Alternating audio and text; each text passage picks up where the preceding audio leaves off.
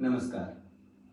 जनसुलभ पुस्तकालय के Facebook live में उपस्थित सभी दर्शकों का हम हार्दिक स्वागत करते हैं।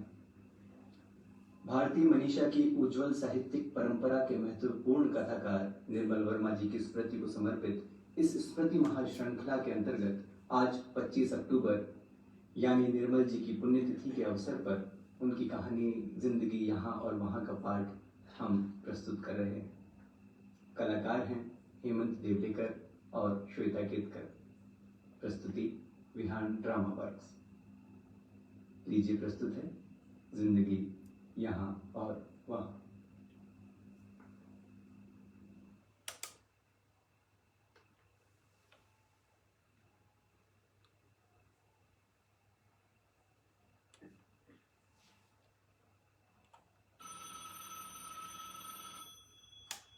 और तब फोन की घंटी बजी और वो समझ गया ये वो है। वो भागता हुआ मेज के पास आया। हेलो, ये मैं हूं। दूसरी तरफ सन्नाटा रहा। हेलो, जैसे वो उसकी सहमी ठिठुरती आवाज सुन रही हो।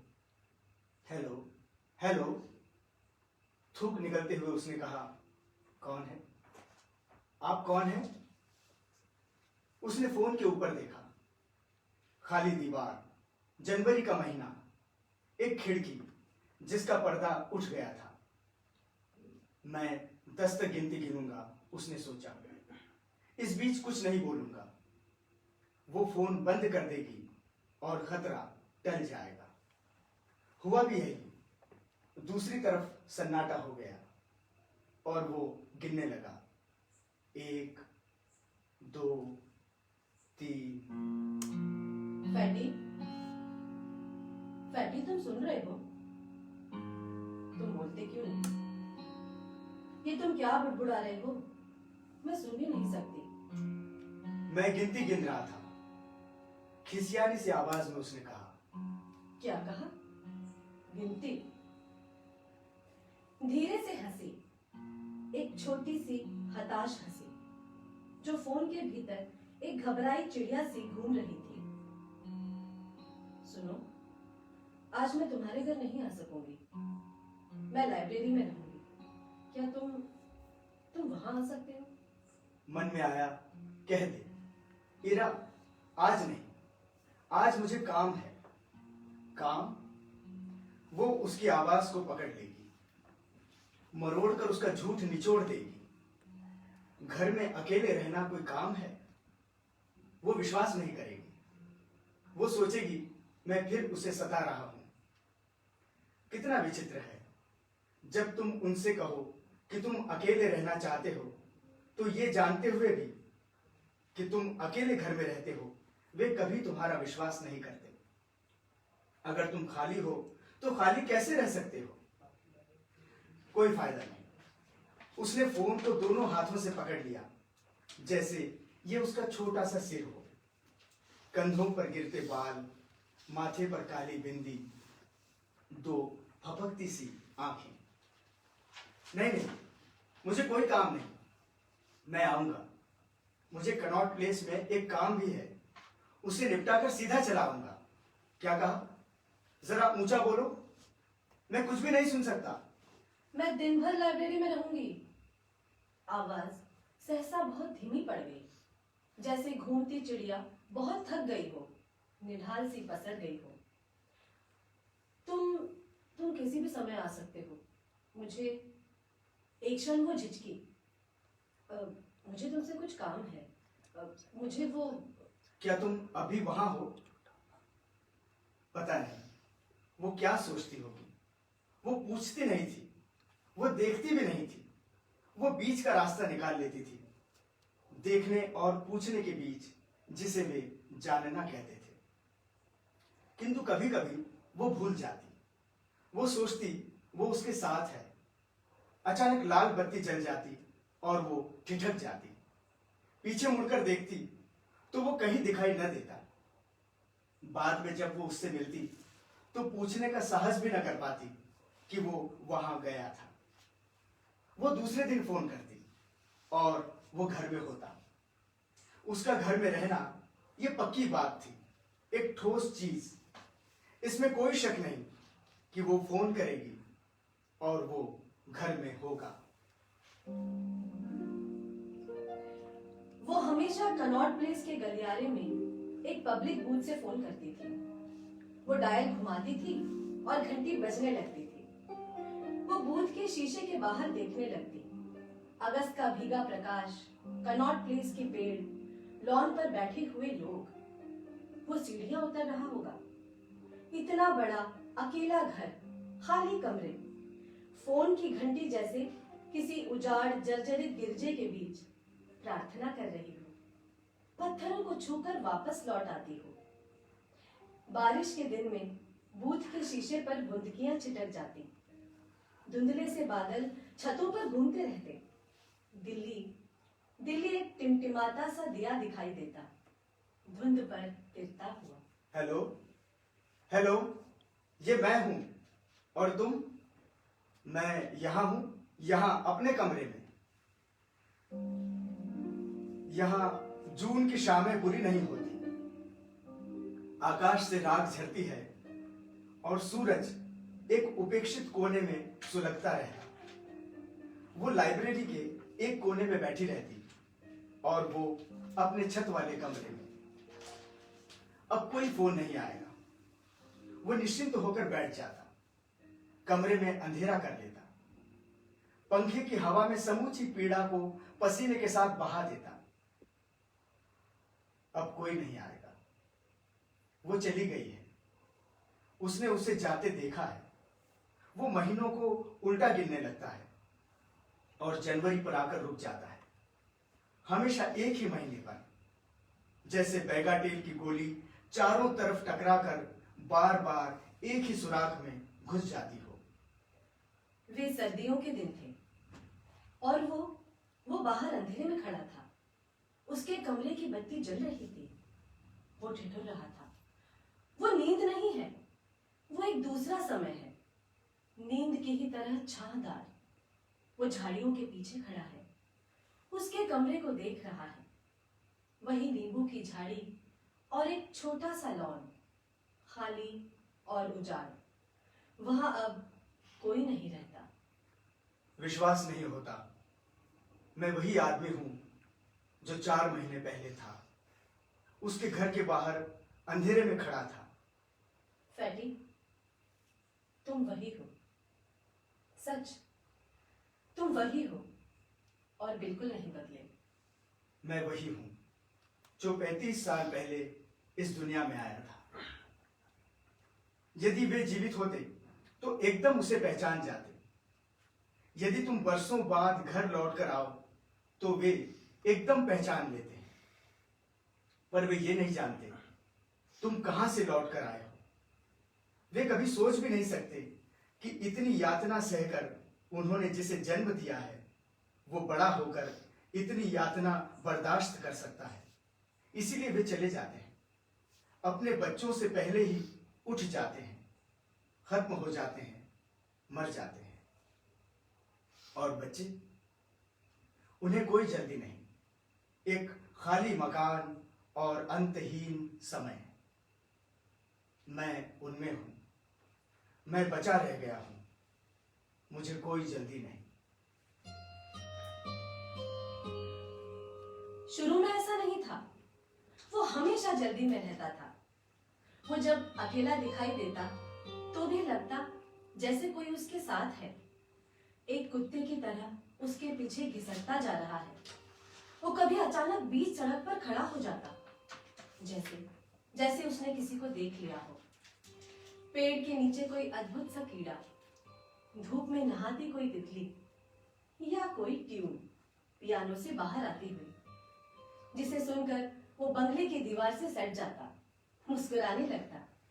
और तब मुझे अजीब सा भ्रम होता कि वो उन अकेले लोगों में है जो अकेले होने पर भी सारी दुनिया साथ लेकर चलते हैं। मुझे कभी कभी तीव्र सी आकांक्षा होती है कि एक बार मैं दीवार पर चढ़कर नीचे वहां उसके अकेलेपन में झांक कर देख सकूं। वो किससे बोलता है, कहां जाता है, क्यों अचानक मुस्कुराने लगता है। पर मैं लाइब्रेरी में बैठी रहती और उसे दूर से देखा करती।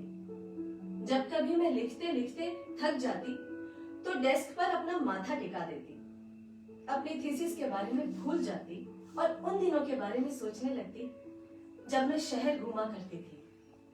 दिल्ली बड़ा शहर था, पर कुछ ऐसी जगहें थीं जहां एक दो चेहरे बार बार दिखाई दे जाते थे। मैं घर से बाहर निकलती जैसे कुछ लोग जुआ खेलने या रेसकोर्स में जाते हैं। क्या उन्हें सही पत्ता हाथ लग जाएगा? कौन सा घोड़ा सबसे आगे भागेगा? मैं अपने से खेलने लगती। क्या वो कॉन्सर्ट में आएगा? या इतवार के दिन नेशनल म्यूजियम के हॉल में मुझे भ्रम होता वो भी कहीं पीछे खड़ा है, 7वीं शती की किसी मूर्ति को देख रहा है। वो अचानक दिखाई दे जाता और तब मैं जीत जाती।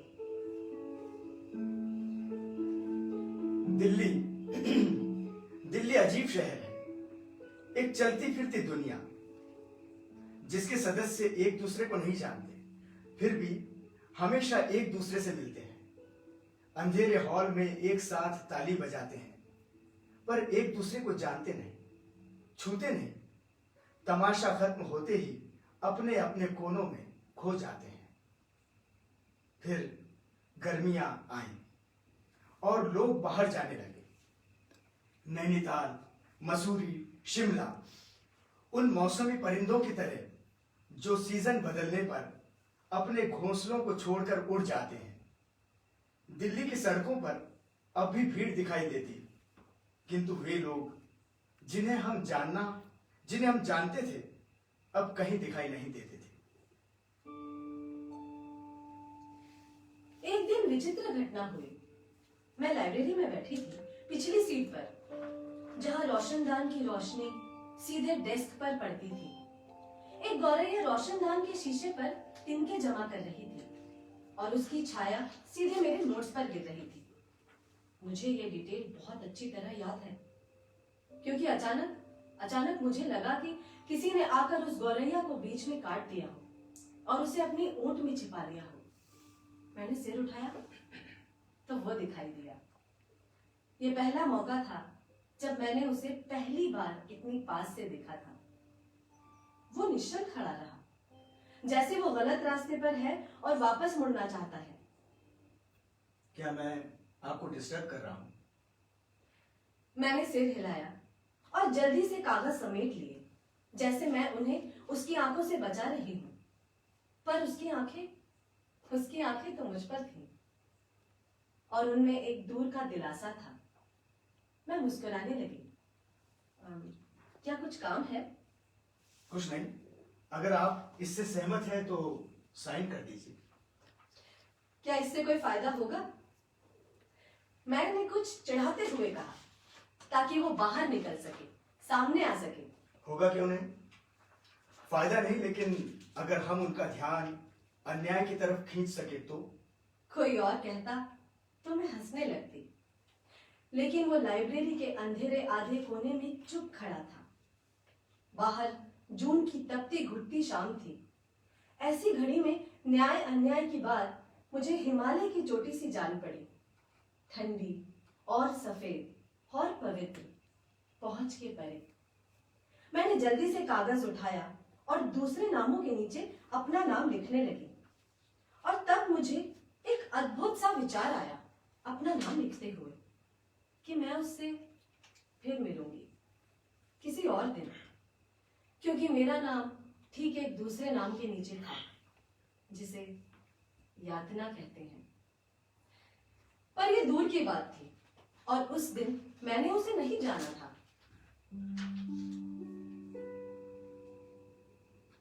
उन दिनों वे अक्सर मिलते थे। दिल्ली में जून का महीना एक अलौकिक सी चमक लेकर आता था।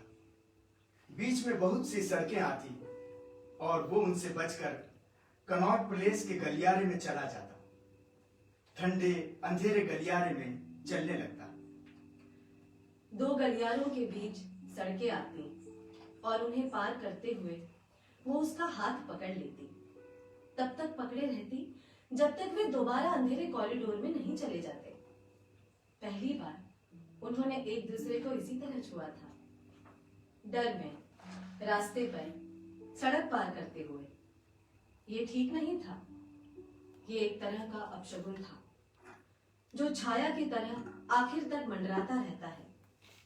बाद में जब हम अकेले सड़क पार करते हैं तो खाली हाथ हवा में डोलता है, पुरानी छुअन की याद में, उस अपाहिज की तरह जिसे मौके बेमौके अपने कटे रंग की याद आ जाती है।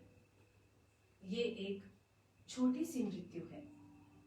लोग बहुत धीरे धीरे मरते हैं। मैं मरूंगा नहीं, अभी नहीं। मेरे पिता 70 की उम्र में मरे थे और माँ अभी कुछ वर्ष पहले तक जीवित थी।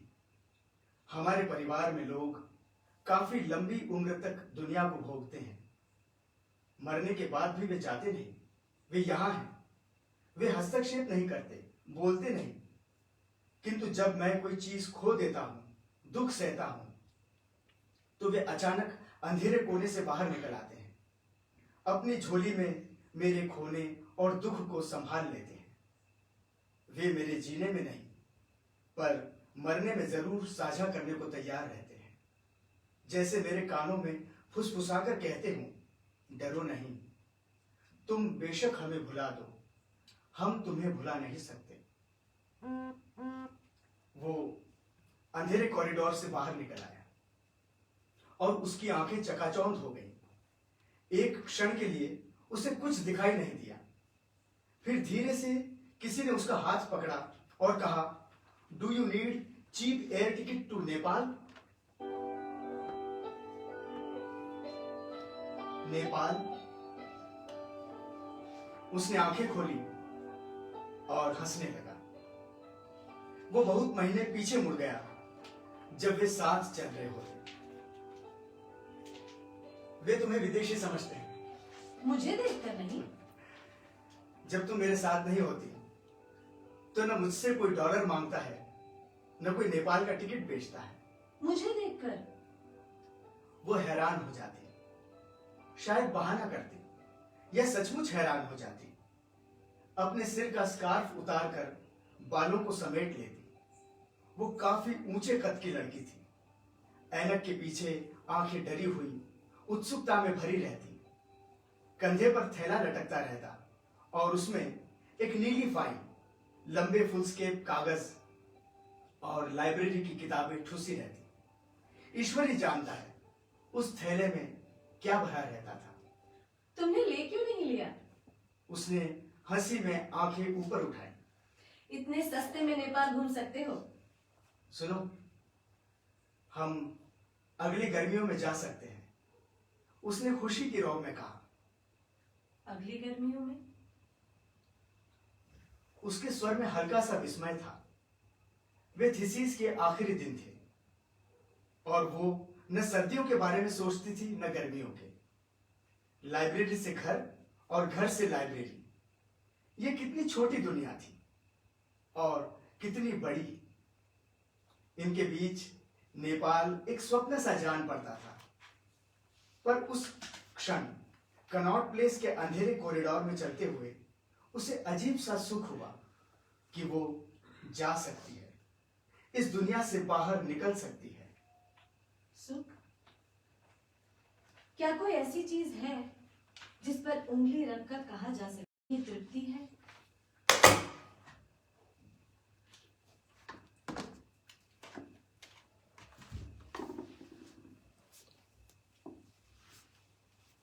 ये सुख आदमी की खाल कितनी पक्की होती है, सब कुछ बर्दाश्त कर लेती है। पानी में डूबकर एक कुत्ते की तरह बाहर आ जाती है, जो एक बार भी अपनी देह झंझोड़कर सब कुछ झाड़ देता है। पानी का अंधेरा कितनी देर याद रह सकता है? एक बार मिंटो रोड के ब्रिज के ऊपर रेल जा रही थी और वे नीचे थे। वे नीचे बस में बैठे थे, ऊपर मिंटो रोड का पुल था। तुमने कुछ मांगा? उसने उत्सुकता से मेरी ओर देखा। इस वक्त तुम जो कुछ भी मांगोगे वो तुम्हें मिल जाएगा। मैं हंसने लगा। मुझे नहीं मालूम था वो इन चीजों में विश्वास करती है। जल्दी मांगो वरना रेल गुजर जाएगी।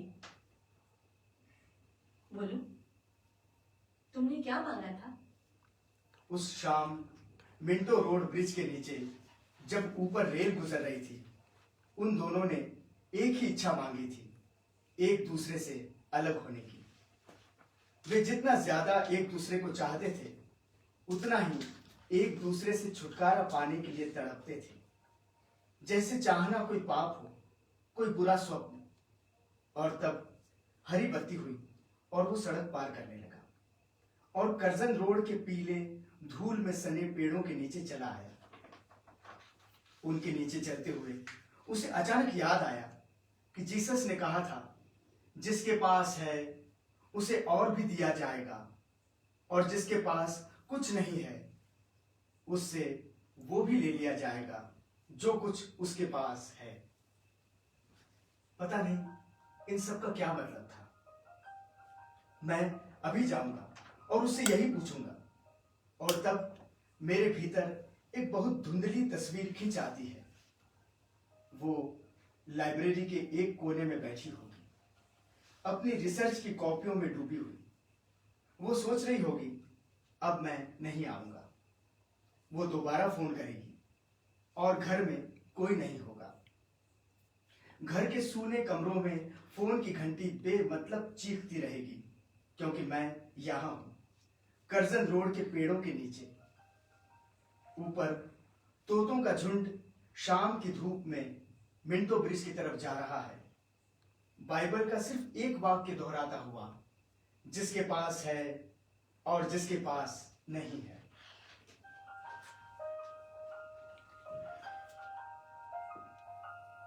उन दिनों जब वो बहुत थक जाती, लाइब्रेरी से सीधे आकर उसके कमरे में लेट जाती थी। वो अपने कमरे के दरवाजे खोल देता, नीचे के कमरों में सन्नाटा रहता और वे बंद रहते थे। सिर्फ छत खुली रहती। जून का अंधेरा छोटे छोटे टुकड़ों में आता था। हर टुकड़े पर ढेर से तारे बिछे रहते। वे उन्हें दरवाजे पर सरकता हुआ देखते रहते। वो एक खेल था, जादू और चमत्कार, जहां वे दोनों बिना एक शब्द भी बोले एक दूसरे की इच्छा भांप लेते थे। कुछ लोग इसे टेलीपैथी कहते हैं, जब दो अलग अलग व्यक्ति एक ही घड़ी में एक ही बात सोच लेते हैं। वे जब उसके कमरे में आते थे तो वो अंधेरे में आंखें मूंद कर लेट जाती थी, थकी और निढाल। वो हीटर पर पानी उबालने रख देता और फिर उसके पास आकर बैठ जाता। दोनों अंधेरे में एक दूसरे की सांसें सुनने लगते। सुनो, मैंने कभी तुम्हारे फादर को नहीं देखा। तुम्हें मालूम नहीं, वे मर गए। मुझे मालूम है, पर तुमने कभी उनकी तस्वीर भी नहीं दिखाई। वो उठ बैठती और खेल शुरू हो जाता। वो काफी विचित्र खेल था, क्योंकि कुछ देर के लिए हम एक दूसरे को बिल्कुल भूल जाते थे। इस समय से छूटकर एक दूसरे समय में चले जाते थे, जहां मेरा घर धीरे धीरे जागने लगता। बंद कमरों के दरवाजे खुल जाते, जैसे वो एक म्यूजियम हो, मैं गाइड हूं, और वो चुपचाप आंखें फाड़ते हुए हर एक चीज को देखने लगती। मैं एक अलमारी खोलता, फिर दूसरी। पता नहीं वो फोटो कहां है जो 30 साल पहले ली गई थी। उसे ढूंढते हुए दूसरी चीजें बाहर आ जाती। मैं उन्हें छुपाने की कोशिश करता और वो मेरा हाथ हटा देती।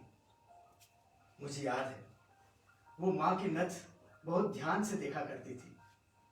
मैं उससे नफरत करता था, क्योंकि उसने मां की समूची नाक छील डाली थी। अलमारी के दूसरे कोने में मेरे पिता के नकली दांत रखे थे। मैंने उन्हें बहुत संभाल कर रखा था, उसी गिलास में जिनमें वे उन्हें उतार कर रखते थे। दांतों के बीच अब भी डबल रोटी के कुछ टुकड़े फंसे थे, जो उन्होंने पिछली रात खाए थे।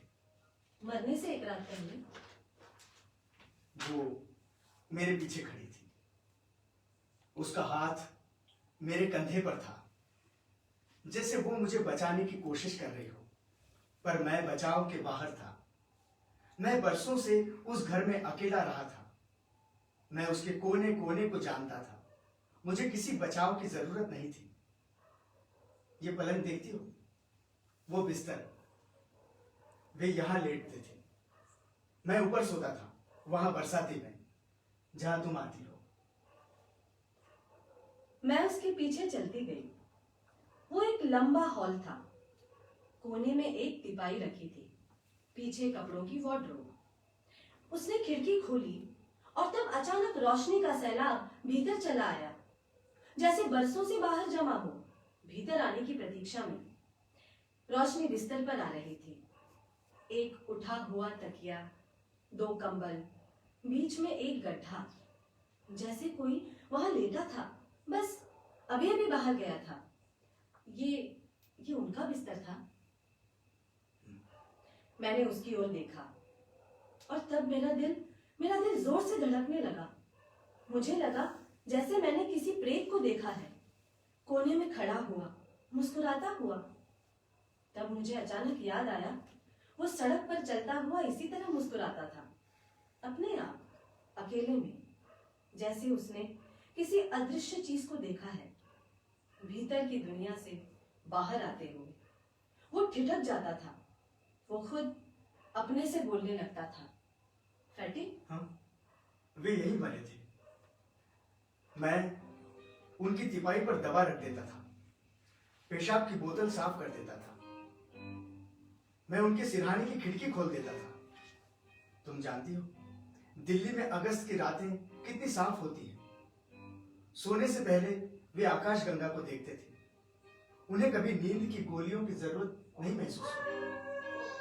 वे कहते थे, तारों के बीच सफेद लाइन पर चलते हुए मुझे नींद आ जाती है। मेरी तरफ हैरानी से मत देखो, वे सचमुच बहुत विचित्र आदमी थे। जब उन्हें पता चला कि मैं लिखता हूं, तो एक दिन उन्होंने मुझे अपना रजिस्टर दिखाया। मरने से ठीक 2 दिन पहले, प्लीज टर्न टू पेज 97, उन्होंने कहा। वे अपने बच्चों से हमेशा अंग्रेजी में बात करते थे। मैंने रजिस्टर खोला तो 97 पृष्ठ पर सारा पन्ना खाली पड़ा था। सिर्फ ऊपर लिखा था, life here and here after. मैंने उनकी तरफ देखा तो वे मुस्कुराने लगे। ये टाइटल है उन्होंने कहा, जब मैं बैठने लायक हूंगा तो सब कुछ लिख डालूंगा। मैं बहुत कुछ उन जैसा हूं। मेरी बड़ी बहन मुझसे कहती थी, मुझ में और बाबू के बीच एक बहुत पतला और महीन सा धागा है जो उनकी दुनिया को मुझसे अलग कर देता है। जिस दिन मैं वो धागा तोड़ दूंगा, मैं वही हूंगा जहां वो है, बिल्कुल निर्दोष और पवित्र जगह में। बेटी, इधर देखो, ये फोटो है। अब तुम उन्हें देख सकती हो। इधर नहीं, उधर। खिड़की के पास आ जाओ, रोशनी में देखो। मेरी उम्र कोई 7 बरस की रही होगी। तुम हंसोगी, पर सच बात यह है कि मैं दिन भर रोता रहा। मैंने सोचा मेरी अंतिम घड़ी आ पहुंची है। मेरा यह अंधविश्वास था कि फोटो खिंचवाते ही मेरे भीतर का फुरना, ये मां का शब्द था, जिसका मतलब शायद आत्मा से रहा होगा। जब कभी मैं गुस्से में आ जाता और खाना नहीं खाता था, तो वे मुझे डराती थी कि जब मैं सो जाऊंगा, मेरा फुरना मेरी देह से निकलकर रसोई में चला जाएगा, रात भर भूखा प्यासा मंडराता रहेगा। हाँ, तो मेरा फुरना मुझे छोड़कर फोटो पर चिपक जाएगा, जैसे कोई तितली एल्बम के कागज पर चिपक जाती है, मर जाती है। मुझे डर था कि फोटो में आते ही मैं इस दुनिया से चला जाऊंगा, क्योंकि आदमी एक ही समय में 2 जगह मौजूद नहीं रह सकता। यही कारण है कि मैं इस तरह आतंकित, बदहवास, गमगीन निगाहों से दुनिया को देख रहा हूं। मेरी मां कुर्सी पर बैठी है, बाबू पीछे खड़े हैं। मैं आगे हूं न पीछे, दोनों से अलग अपना हाथ कुर्सी के हत्थे पर टिकाकर अपनी घातक नियति की तरफ घूर रहा हूं। मोटे बच्चे यूं भी काफी ट्रेजिक दिखाई देते हैं। उन्हीं दिनों का ये नाम आज भी चला आता है। तुम्हें याद है, जब मैं लाइब्रेरी में पिटीशन लेकर आया था, तब तुमने सोचा था जैसे मैं कोई। वो नहीं सुन रही थी। वो खोई आंखों से इन 3 अद्भुत प्राणियों को देख रही थी जो 30 साल पहले की फोटो में सांस ले रहे थे। उसकी तरफ घूर रहे थे, जैसे पूछ रहे हो, कौन है ये अजनबी लड़की जो उनके घर में चली आई है, खिड़की की रोशनी में उनके अंधेरे को टोह रही है। Life here and here after. कौन सी जिंदगी, यहां वाली या वहां जहां वो है।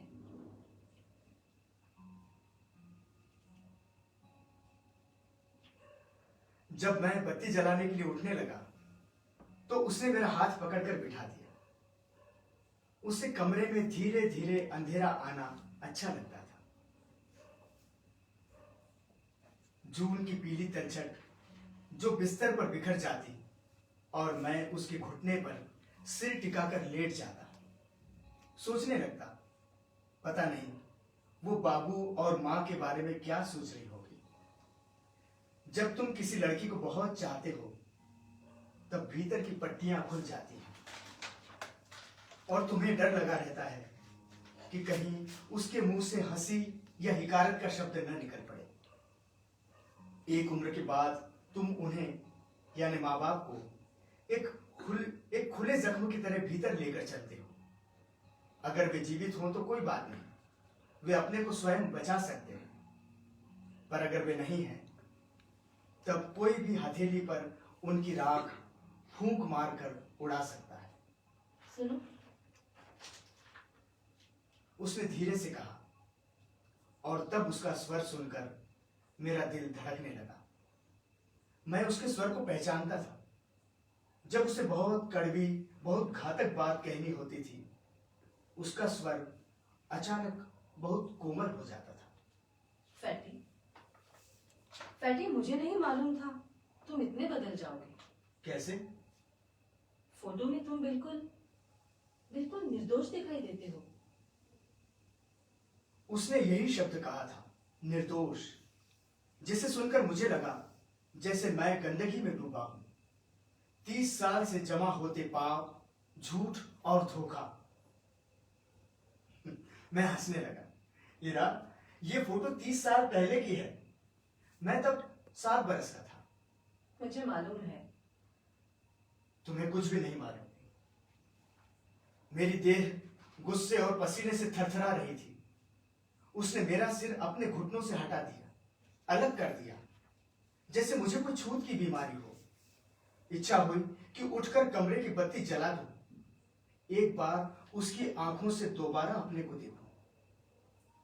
बैंक के जिस खाते में हमने अपना प्रेम जमा किया था, क्या उसमें से मैं एक पाई विश्वास नहीं भुना सकता? लेकिन मैं उठा नहीं। मैं अंधेरे में बैठा रहा। मुझे शक हुआ वो मुझे देख रही है। ऐसा कई बार होता है जब अंधेरे में तुम दूसरे को नहीं देख सकते, लेकिन यह पता चल जाता है कि वो तुम्हें देख रहा है, तौल रहा है, परख रहा है, और तुम कुछ भी नहीं कर सकते। कोई दलील, कोई पैरवी, कोई बचाव तुम्हें नहीं बचा सकता। वो शायद समझ गई। उसने अंधेरे में हाथ उठाया और मेरा चेहरा टटोलने लगी। मैंने उसे बीच में ही पकड़ लिया। सुनो, क्या तुम मुझे सचमुच चाहते हो? मैं तुम पे भरोसा कर सकती हूँ? वो इतना हताश, इतना कातर, इतना संपूर्ण प्रश्न था कि मैंने जल्दी से उसका हाथ अपने चेहरे से हटा दिया, जैसे अचानक किसी ने मुझे रास्ते में पकड़कर दिन दहाड़े पूछा हो, फैटी, क्या तुम ईश्वर में विश्वास करते हो? एक पागल सा विचार आता है, अगर इसका कोई जवाब नहीं है तो तुम जी नहीं रहे हो। तुम बहुत साल पहले मर गए थे, जब तुम्हारा फोटो खींचा गया था। तुम्हारा फुरना कहीं और है। तुम्हें यह भी नहीं मालूम तुमने उसे रास्ते में कहां गिरा दिया। हम दोनों बहुत देर तक उन डरे हुए बच्चों की तरह बैठे रहे जो रास्ता भूलकर फुटपाथ पर बैठ जाते हैं, प्रतीक्षा करते हैं कि शायद कोई हाथ पकड़कर घर पहुंचा आए। घर कहीं न था, दुख था, बांझ दुख, जिसका कोई फल नहीं, जो एक दूसरे में टकरा कर खत्म हो जाता है। और हम उसे नहीं देखते जब तक आधा रिश्ता पानी में नहीं डूब जाता। तब हम घबरा जाते हैं, आतंकित से होकर पानी को उलीचते हैं, पर फायदा कुछ भी नहीं है। जितना दुख हम बाहर निकालते हैं, उससे कहीं ज्यादा सुराग से भीतर चला आता है। फिर हम बार बार वहीं लौट आते हैं। मेरा कमरा, पिता का बिस्तर, माँ की खाली कुर्सी और जून का महीना। वो लाइब्रेरी में बैठी रहती और फैटी स्टेटमेंट तैयार करता, न्याय और झूठ के बारे में। कोई भी चीज जो किसी तरह सुराख को बंद कर सके, बहते पानी को रोक सके। फिर जुलाई का महीना आया और मुझे पता चला सुख क्या होता है। कभी दिल्ली का आकाश देखा है? मेरा मतलब जुलाई में टेलीफोन बूथ के शीशे के बाहर जब बादलों के पीछे एक हल्का और पीला रोशनी का धब्बा दिखाई देता है। नहीं, दिखाई नहीं देता, सिर्फ आभास होता है। कोई चीज चमक रही है। वो सूरज है, सूरज का एक संक्षिप्त धुला हुआ प्रेत। हमारा सुख बिल्कुल वैसा था, एक डबडबाई रोशनी का भ्रम, माया और सच के बीच भागती हुई एक छां। वो मेरे घर के ऊपर ठहर जाती और हम अपनी चटाई और चादर बाहर ले आते। थोड़ी सी बारिश की बूंदें छत की धूल को समेट लेती और एक सौंधा दुधैला सा धुआं हवा में उड़ने लगता। हम छत पर अकेले लेटे रहते। मुझे कोई खतरा नहीं था कि कोई हमारे सुख में दखल दे सकेगा, क्योंकि वे बरसों पहले मर गए थे और सब कमरे और अलमारियां और मकान की छत मेरे हवाले कर गए थे। भूख भूख की चिंता नहीं थी। वो अपना टिफिन दान मेरे हीटर पर रख देती। अंडे की भुजिया, आलू, टोस्ट, और जब कभी उसकी माँ बहुत खुश होती तो पीले नमकीन चावल जिनमें मटर पड़े रहते। मेरे पास सूखी चीजें रहती थी, डबल रोटी, चीज और मछली के डिब्बे।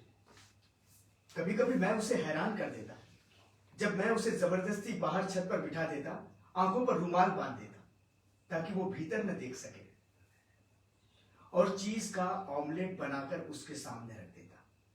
वो खाने लगती, हैरान होकर मेरी ओर देखती, और मैं उसकी पट्टी उतार देता ताकि वो मुझे अच्छी तरह देख सके।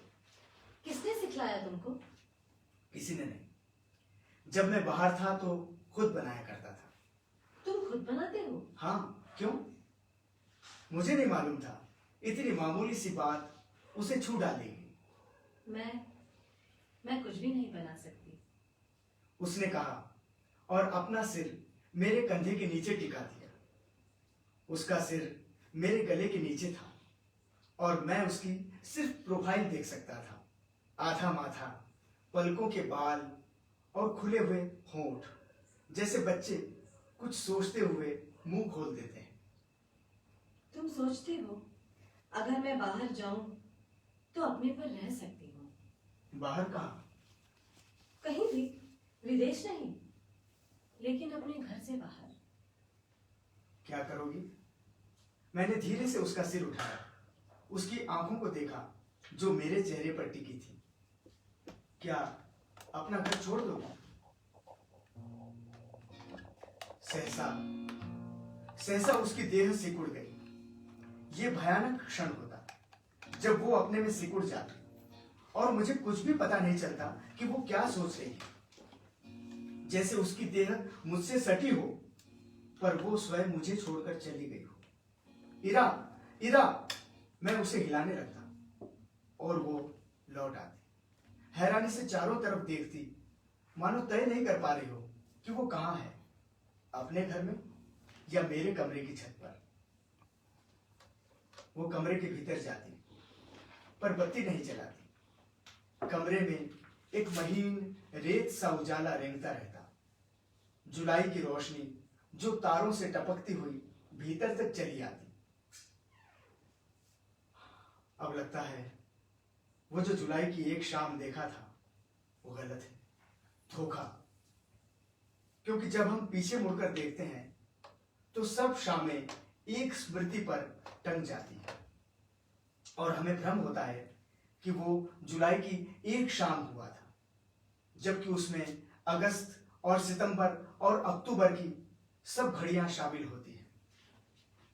वो बत्ती जला देती और दरवाजे के बाहर झांकने लगती। फैटी?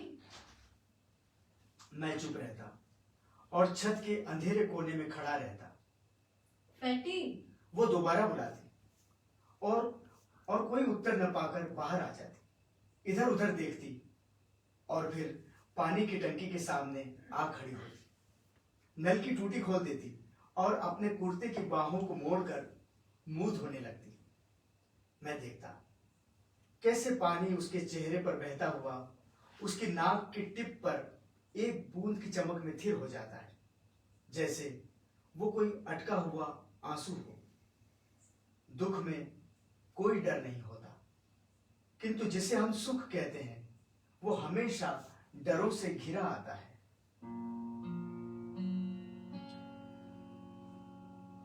वो जाने की घड़ी होती और हालांकि हम दोनों एक शहर में रहते थे, जाने से पहले लगता जैसे कोई हमें चीथड़ों में फाड़ रहा है, तार तार कर रहा है। मैं ताला चाबी ढूंढने लगता और वो खाली टिफिन अपने झोले में डाल देती जहां उसकी थीसिस के नोट्स उघड़े रहते। फैटी, फैटी तुम बैठे रहो, मैं चली जाऊंगी। अभी अभी कुछ भी देर नहीं हुई। देर? तुम जानती हो क्या वजह है? मैं एक हाथ में उसका थैला उठाता और दूसरे हाथ से टॉर्च जलाकर जीना उतरने लगता। दीवार पर उसकी दुबली क्षीण सी छाया मेरा पीछा करती। बीच की मंजिल पर ठिठक जाती। सारा घर खाली। वो एक एक कमरे को जानती थी। मैंने उसे एक गाइड की तरह सब कुछ दिखाया था। वो कमरा जहां बड़ी बहन शादी से पहले रहती थी, दाईं तरफ वो कमरा जहां बाबू मरे थे, पीछे वाली खिड़की जहां से आकाश गंगा दिखाई देती थी, और वो कुर्सी खाली और फटीचर, एक आर्म चेयर। वो सीढ़ियों पर खड़ी थी। सफेद और स्तब्ध बरामदे की रोशनी उसके बालों पर गिर रही थी। वो हमेशा बाहर जाते हुए उस कुर्सी को देखा करती थी जो बीच छज्जे पर पड़ी रहती थी। तुम्हें याद है? वो धीमे स्वर में पूछती। हाँ, मैं यहीं खड़ा था। वे इसी कुर्सी पर बैठी थी। उनके अंतिम शब्द क्या थे? कौन से अंतिम शब्द? जब तुम जा रहे थे। मैंने तुम्हें कितनी बार तो बताया है। मैं दोबारा सुनना चाहती हूँ। तुम बाहर जा रहे थे, वो बरामदे में बैठी थी और तुम्हें ताक रही थी, जैसे वो कोई सपना देख रही हो। टिकट के बारे में उन्होंने पूछा, मैंने अपना टिकट जेब में रखा है या वॉलेट में। उन्हें हमेशा ये डर लगा रहता था कि मैं अपना टिकट खो दूंगा। एक क्षण वो खाली कुर्सी को देखती रहती। और तुमने उन्हें खो दिया। वे बहुत बूढ़ी थी, मैंने कहा। उन्हें कुछ भी याद नहीं रहता था। फैटी, उसका स्वर थरथरा सा गया। वो अकेले घर में मरी थी। मैंने उसकी ओर देखा। आंखें एक विस्मयकारी आतंक में खुली थीं।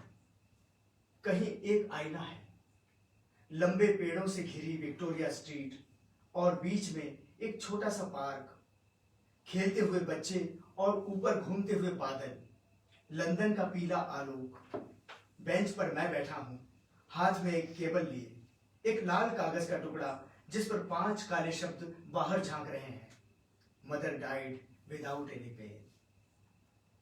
और मैं शब्दों को बार बार दोहराता हूं, without pain, without any pen.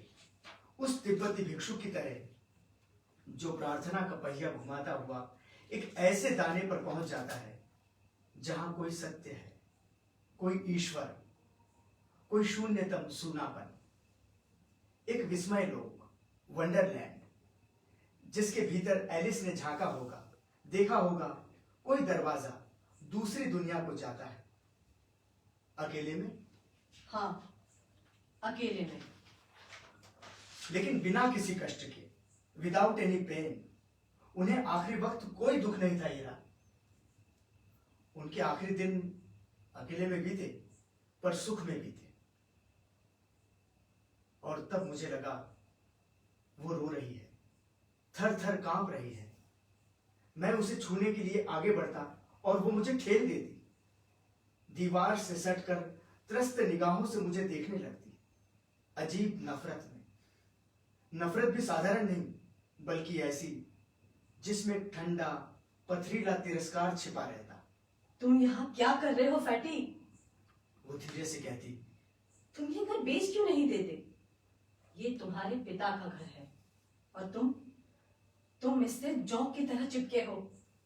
वो धीरे धीरे उस फोड़े के आसपास नाखून घुमाने लगती जिसमें टीस का घर था, एक पीली फूली हुई गुठली जिसे वो निचोड़ने लगती। जाते क्यों नहीं?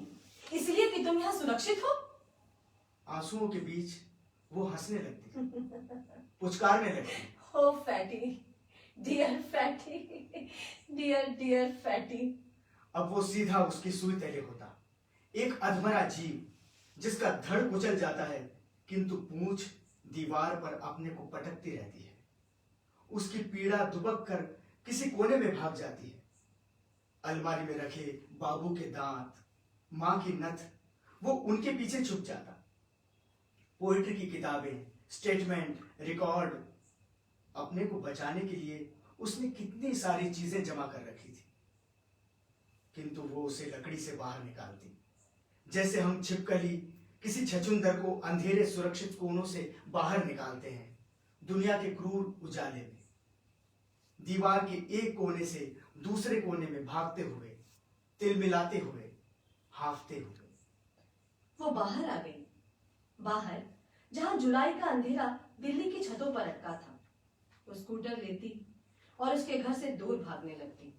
कनॉट प्लेस, इंडिया गेट, पुराना किला, सब एक एक करके गुजर जाते।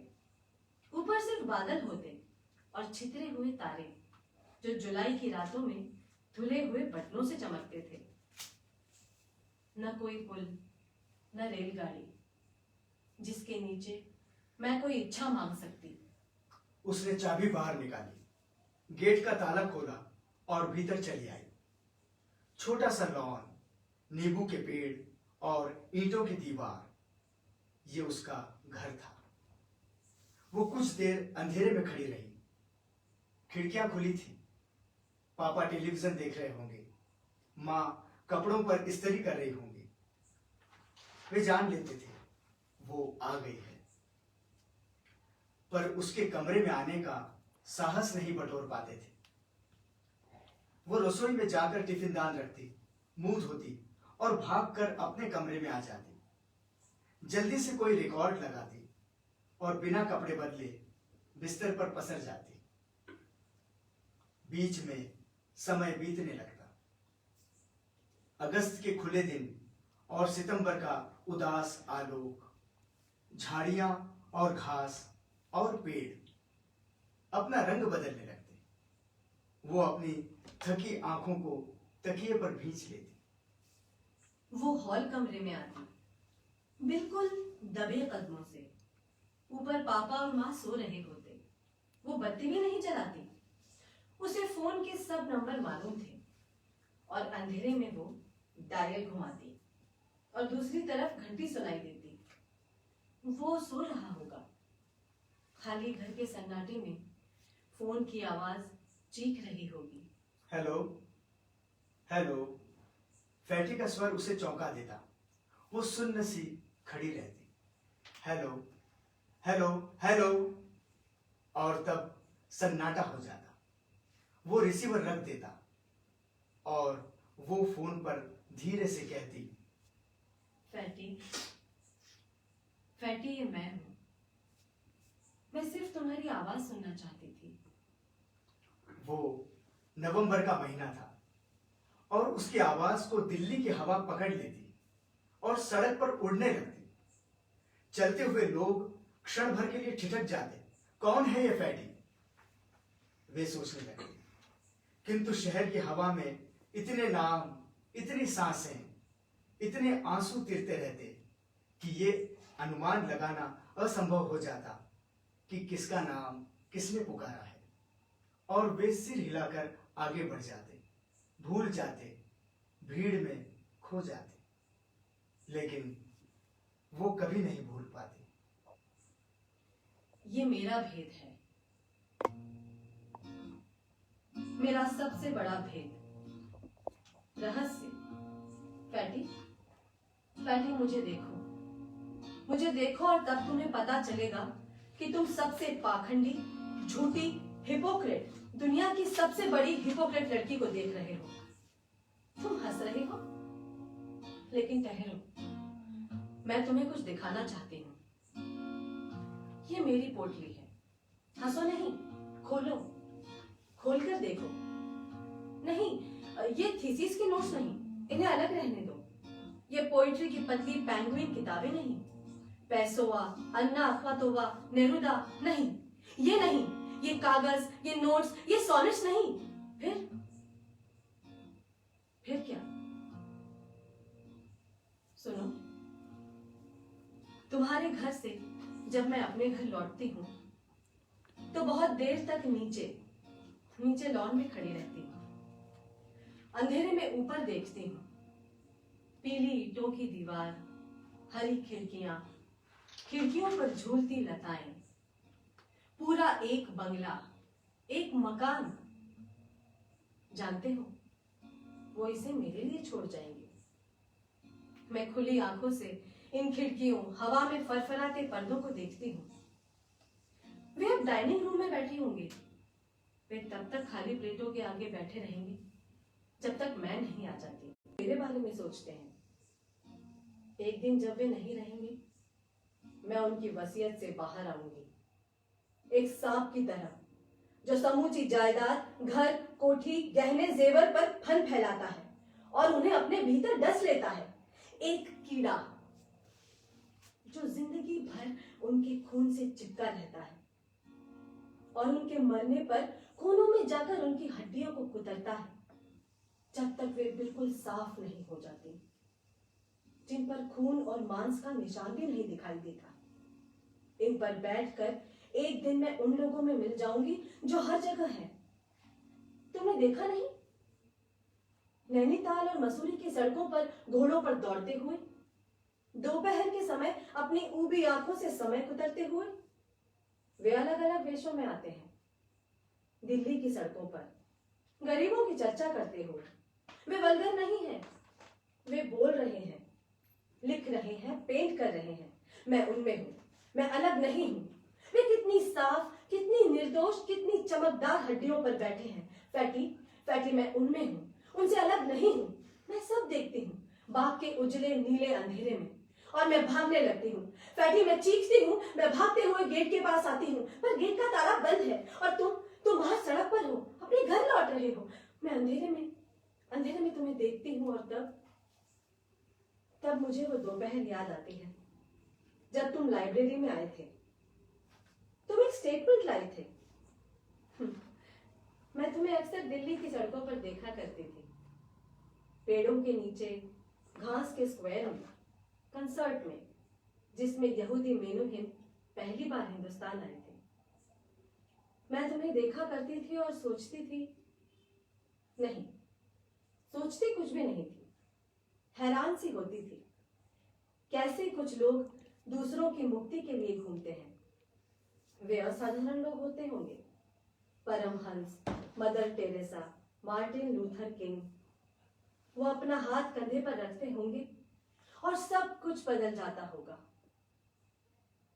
मैंने तुम्हें जब उस दिन लाइब्रेरी में देखा, मैंने सोचा मैं तुम्हारे कागज पर नाम लिखूंगी और हमेशा के लिए छुटकारा पा जाऊंगी। फिर मैंने तुम्हें देखा और सहसा ख्याल आया, मैं तुमसे ज्यादा भाग्यवान हूं। मैं अपना घर कभी भी छोड़ सकती हूँ, दिल्ली के बाहर जा सकती हूँ। पर दूसरी तरफ से देखो तो तुम मुझसे कहीं ज्यादा भाग्यवान हो। तुम्हारे अपने विजन हैं, जरा सा स्विच दबाओ और वे चमकने लगते हैं, रोशनी के दायरे, जिन्हें तुम किसी भी समय बाहर निकाल सकते हो, करीने से सजा सकते हो। पूरा एक म्यूजियम जो कर्जन रोड से लंदन विक्टोरिया की स्ट्रीट तक फैला है। नहीं, तुम सचमुच मुझसे कहीं कहीं ज्यादा भाग्यवान हो। तुम एक दिन अपने घर के कोने में उन दिनों की पोटली भी रख लोगे जो मैंने तुम्हारे साथ बिताए थे। ये पोटली अपने साथ लाई है। जाने से पहले वो उसे सुपुर्द कर देना चाहती है।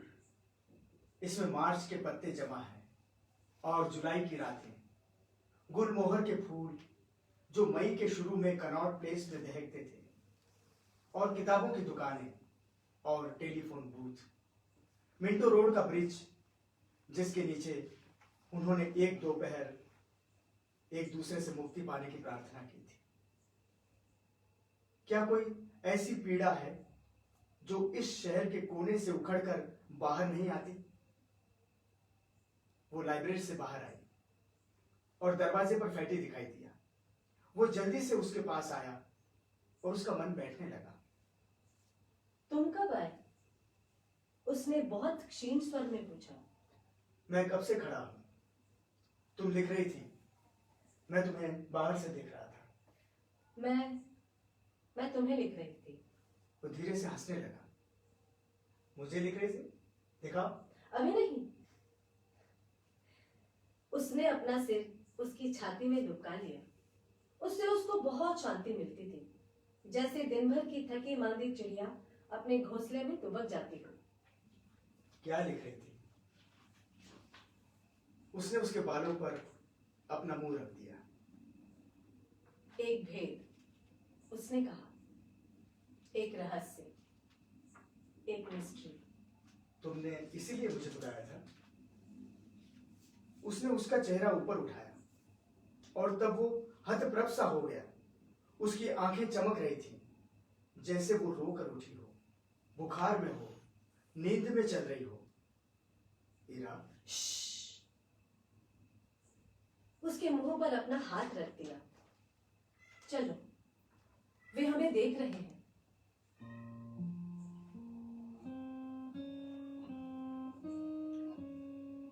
वे बाहर चले आए। कर्जन रोड की बत्तियां जनवरी की धुंध में जुगनुओं से टिमटिमा रही थी। फैटी ने उसका थैला अपने कंधे पर लटका लिया। वो ध्यान से उसे देखने लगी, जैसे पहली बार उसे देखा था। छोटे पैरों में पेशावरी चप्पल, काली कॉर्डरॉय की पैंट, लंबा ढीला ब्राउन स्वेटर जो हमेशा नीचे से फट जाता था और वो उसे काले धागे से सी देती थी। स्कूटर लोगी? नहीं, पैदल चलेंगे। मैं तुमसे कुछ कहना चाहती हूँ। ईरा, क्या बात है? वो बीच सड़क पर ठिठक गया। वो चलती गई। सिर पर बंधा एक स्कार्फ, सलेटी रंग का कुर्ता, माथे पर काली बिंदी। वो अपने भीतर की धड़कनों को समेट लेती है, जैसे कोई तैराक कूदने से पहले अपनी समूची देह को बटोर लेता है। ये क्षण है, उसने सोचा। ये मौका है। मैं अभी नहीं कूदी तो जिंदगी भर किनारे पर खड़ी रहूंगी। फैटी, उसने एक कदम आगे बढ़ाया, फिर दूसरा, फिर उसका स्वेटर पकड़ लिया। वो आगे बढ़ी और आंखें मूंद ली। अब वो हवा में थी, अब वो कूद रही थी। मैं दिल्ली छोड़ रही हूँ।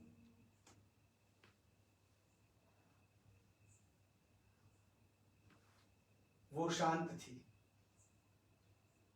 सब कुछ शांत था। वो जनवरी की शाम थी और वे चुपचाप चलते हुए इंडिया गेट के सामने खड़े हो गए। कब? कहां जाओगी? वो खड़ी हो गई। धुंध के बीच एक लौ जल रही थी, किसी अज्ञात सैनिक की याद में जो पहली लड़ाई में मरा था। मैंने अभी कुछ भी नहीं सोचा। हिंदुस्तान बहुत बड़ा है। और वो धीरे से हंसने लगी। उसका हाथ पकड़ लिया। फैटी, मैं कहीं भी जा सकती हूँ। घर छोड़ दोगी? एक क्षण वो सूनी सड़क पर ठिठक गई। उसे याद आया, इस घड़ी माँ अपने कमरे में इस्त्री कर रही होगी। खाने की मेज पर 3 प्लेटें होंगी। पापा टेलीविजन देख रहे होंगे। मैं इन्हें छोड़ रही हूँ। घर नहीं, इनका पैसा नहीं। मैं कहीं भी हूँ, मैं भूखे नहीं मरूंगी। मैं सेफ हूँ। सेफ। Safety first. एक घोर असीम हताशा में उसने इंडिया गेट को देखा। हल्की चांदनी में वो रेत का एक ध्रुव जान पड़ता था। चारों तरफ लंबी घास, हवा में हिलते पेड़। फैटी, फैटी, मेरी एक बात मानोगे? क्या हीरा? तुम कभी अपना घर नहीं छोड़ोगे। लेकिन उस दिन उसने विस्मय से उसकी ओर देखा। तुम मुझे बाहर आने को कह रही थी। बाहर? बाहर दुनिया में। मुझे मालूम है। उसने सिर हिलाया। फैटी के माथे पर बिखरे बालों को ऊपर उठा दिया। तब मैं नहीं जानती थी कि वो तुम में रहते हैं। वे घर में हैं। वे कौन? हिचकते हुए उसने कहा, ईरा, वे कब के मर गए? मर गए। वो धीरे से हंसने लगे। बरामदे में रखी कुर्सी, बिस्तर के पीछे आकाश, मिल्की वे वहां हैं। वे हमेशा वहां रहेंगे। फैटी, फैटी मुझे देखो। उसने अपना चेहरा ऊपर उठाया। एक सांस ऊपर आई। उसने झटके से उसे अपने पास खींच लिया। पीली चांदनी में उसकी आंखें ऊपर उठी और उसने कहा, क्या मैं जीवित हूँ? धुंध ऊपर उठी और पेड़ सरसराने लगे। रात की हवा में सब कुछ असंभव जान पड़ा। जीना, मरना, घर छोड़ना। फैटी, तुम्हारे फादर का एक रजिस्टर था। वो कुछ लिखना चाहते थे, तुम्हें याद है? फैटी ने ऊपर देखा। धुंध के परे तारे छिटक आए थे। एक महीन सा आलोक पेड़ों की फुनगियों पर बिखरा था। Life here and here after. लेकिन क्या दोनों एक साथ एक ही दुनिया में नहीं है? जिंदगी यहां और वहां। वे हमारे साथ जी रहे हैं, हम उनके मरने में शामिल हैं।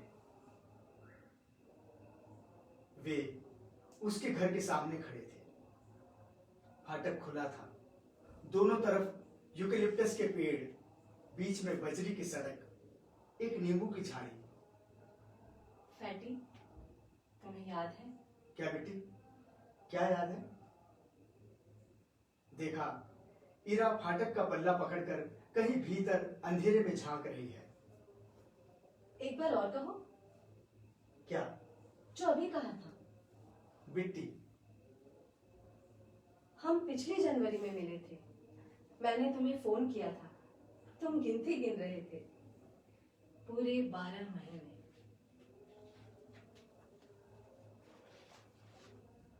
लॉन की भीगी धूमिल रोशनी में वो उसका चेहरा देखता रहा।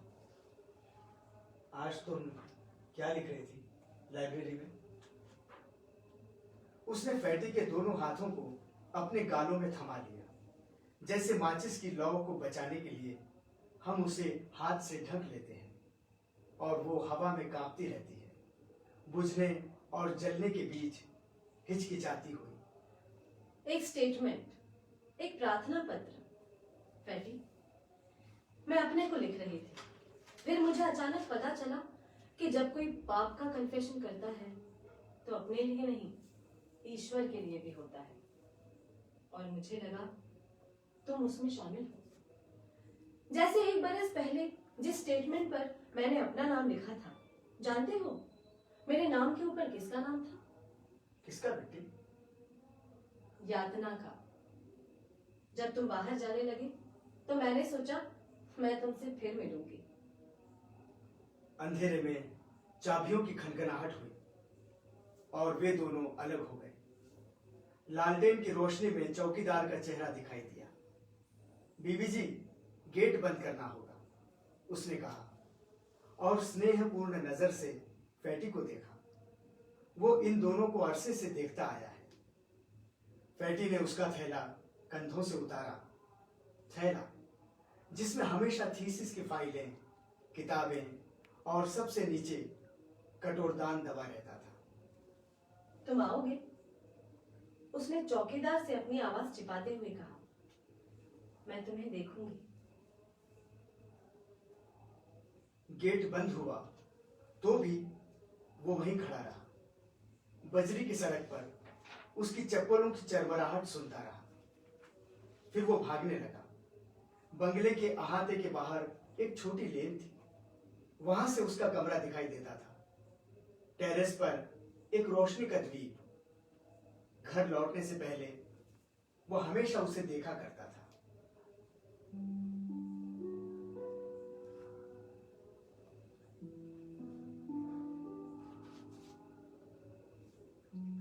बहुत बरसों बाद वो मकान खाली हो गया।